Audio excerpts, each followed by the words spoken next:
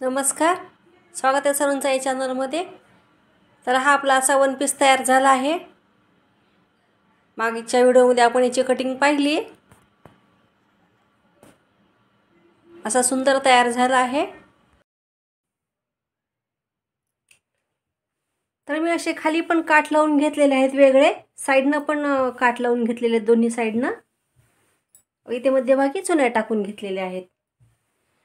वरच्या भागासाठी मी असं हे काठ पदराचं होतं हे जॉईन केलेलं आहे वर, व मधून अस्तर लावून फिनिशिंगसाठी शिवून घेतलेलं आहे। तर कसा वाटला व्हिडिओ नक्की सांगा सर्वजण।